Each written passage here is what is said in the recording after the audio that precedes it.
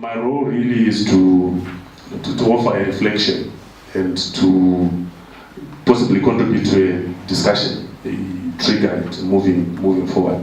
But let me start by a personal reflection. In 2003, someone challenged me that you speak so well, but you don't have the kind of qualification that enables you to speak the way you have spoken. I was coordinating a project funded by the Americans at that stage on land reform research, and I was grappling with the professors, and so literally the gentleman was saying, just go and do a doctorate so that we can start respecting you a bit more. So after 2 weeks, I came up with a proposed topic, and the proposed topic was conflict, co-option, and confusion. A reflection on Zimbabwe's rural development institutions. I wrote well, and I argued very, very clearly that there was what my colleagues here have just spoken of. So I submitted it to a professor friend who was at university that I eventually enrolled with in the UK. And one of his first responses was, apart of course from the professorial, read this, read that, read that, read that. He said he never assume that you can put institutions in neat pigeonholes to avoid them from encroaching into each other's. So I said, what? We have rules, we have laws that define mandates. How come we can't pigeonhole them? So I said, I proceeded with the study, and he had advised me that you should not worry about the topic, but that hounded me for the first 2 years of my study. Fast forward to this year. This morning I received an email from colleagues that we're working with. We're doing a baseline survey in Wange, and as you can see, it's by the month. So today's email was an update. So I got this piece of information. I will not tell you the names. One of the traditional leaders is having their house, a new house built for them close to the town. And the information was to the effect that this would withdraw the traditional leader from the community and used subjects from his subjects, and going to stay away from his subjects. And there were a lot of other subsequent questions that we're exploring at the moment as we explore. But that gave me a lot of homework in terms of whose traditional leader is this? Should they live with subjects? And if they're living with subjects, what does that mean in terms of the subject's development and the traditional leader's role? And why is this house necessary, and why is it a potential source of conflict in terms of the respect that the traditional leader will have? So, based on that, let's come back to why we are here. This wonderful publication. I'm not mincing or lying to you. It's a really good piece of work. I struggled to avoid writing my own thoughts into and passing them on as a review. So I decided to quote, and here is me sincerely telling you or sharing with you that there are very valuable insights in this publication. The first one is this publication appropriately describes the challenges we face in our, perhaps broadly, you can generalize theoretically and go even to urban areas, which they write on page 8. So if you haven't read it well enough, go to page 8 later. And you see somewhere where they say, it is dense and complex, with multiple nested institutions and office bearers stretching from individual villages, and in this quote here I've added neighborhoods, because I thought even in urban areas we have this kind of challenge as well.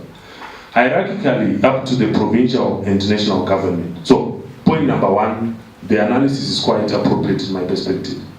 The second positive point I want to mention with respect to this publication is, it is both timely and important as a contribution to the local governance debate.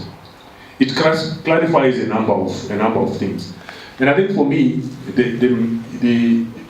when I read it first, I read it with my eyes and mind running straight to the case studies to get a feel of what are they saying about what is really happening on the ground.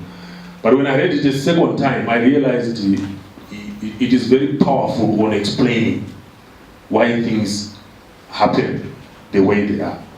And this is, they make about 4 standalone points for me. One is the conflicts, the overlaps, and the parallels are inevitable because of capture of local governance institutions by national level partisan political agendas. They present a lot of evidence to show that those processes of capture are asymmetrical. In some districts, it is the DA that gets captured. In others, it could be the traditional leader. In yet others, it could be the council that gets captured by political agendas. So that again is something that I think can be useful. So it's not possible based on this, based on the insights in this publication, for you to get generalized. That is only traditional leaders that get captured, resulting in conflict. It's only DAs that get they use cases that reflect that more than one particular agency gets captured. The second one is around what they define as a pyramidal structure of developmental authority. I would wish they'd used rather than a pyramid, but siloized, because a pyramid suggests one solid structure. But in some instances, I get a feeling that there are individual silos. The specific example that they've shared now about the Ministry of Lands going down and collecting, Zinua going down and governing. It's almost like pillars that are not horizontally connected, either at district or at provincial. Let alone at times you begin to doubt whether at national level these silos are connected. So that's another very useful explanation. The third point that they make is there are legislative ambiguities in the allocation of powers and responsibilities. So once that ambiguity is read into or is existing in pieces of law, which are supposed to help in terms of isolating responsibilities, you already can expect what is happening. The fourth point that they make is it is also because of the disjointed systems and processes. For instance, in land allocation, you can be allocated land on the basis of having spoken to a war vet, and then someone can also get it through another mechanism.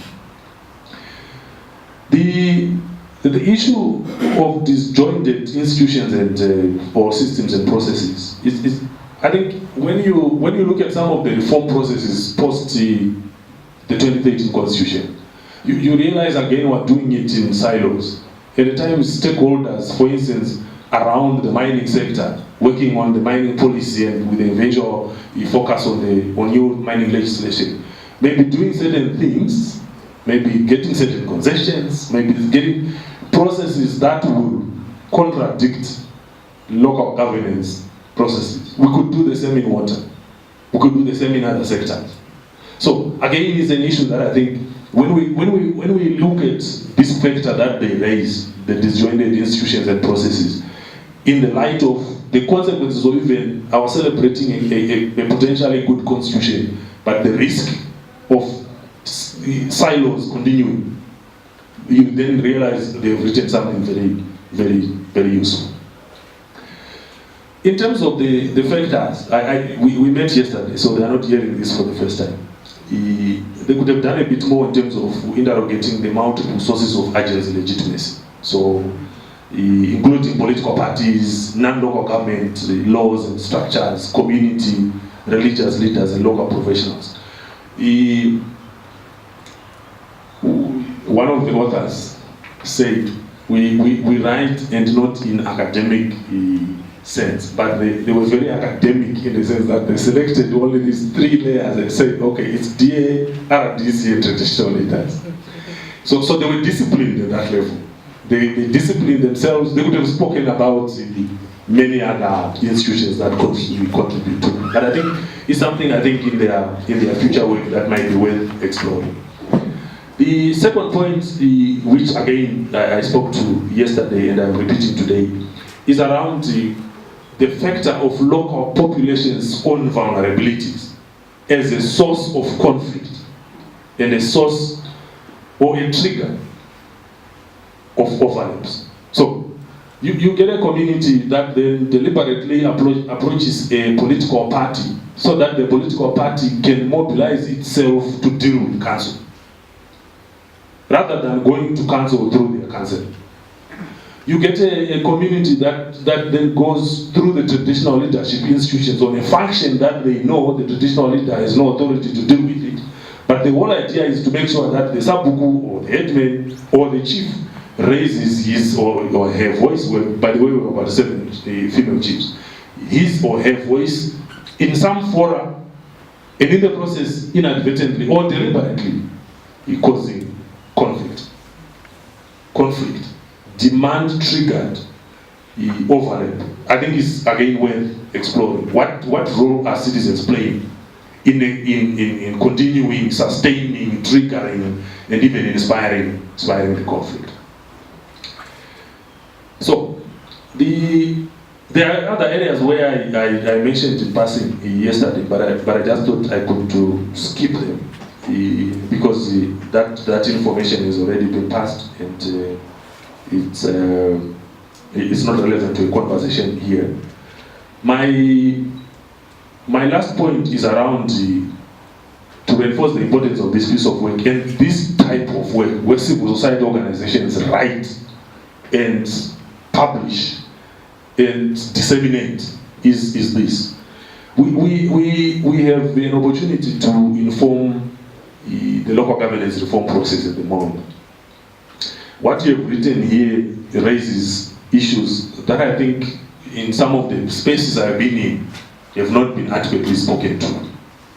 So I think in your next few weeks and months, explore how some of the ideas you have here reflect even internally on your own. You may not necessarily need to come up with another publication. You may just need to reflect with your stakeholders and other players to then say, does the 2013 Constitution provide articles or sections that can help us deal with this? Does it? Because the reason why I'm saying that is one of your recommendations is revive RDDCs. And I have a fundamental problem with RDDCs because they are chaired by the DA, who is not a council. Who is not a council. We have a constitution that speaks to devolution, which in my interpretation, I'm not a lawyer. My interpretation would then mean we have 3 spheres, and in local authority spheres, the local government institution becomes the key institution, and then the others support it, which suggests we break the silos that go from central, from Harare to Zaka. Let me use my district example. We break them and feed them into spheres, so that decision making is within a local government sphere rather than a central to local or local to central sphere. So that kind of conversation will help us in terms of saying, okay, let's steer reforms, let's steer conversations and policy development that enables us to, like my professor said, not to remove completely, but to manage. Because we can't pigeonhole institutions, they always conflict, and in some instances conflict is useful. So we just need to understand why it happens. We just need to understand how we can minimize it where it becomes adverse. But I think the devolution conversation, perhaps based on this work, based on this evidence, you could make very useful contributions to Zimbabwe in terms of how we can move forward. I thank you.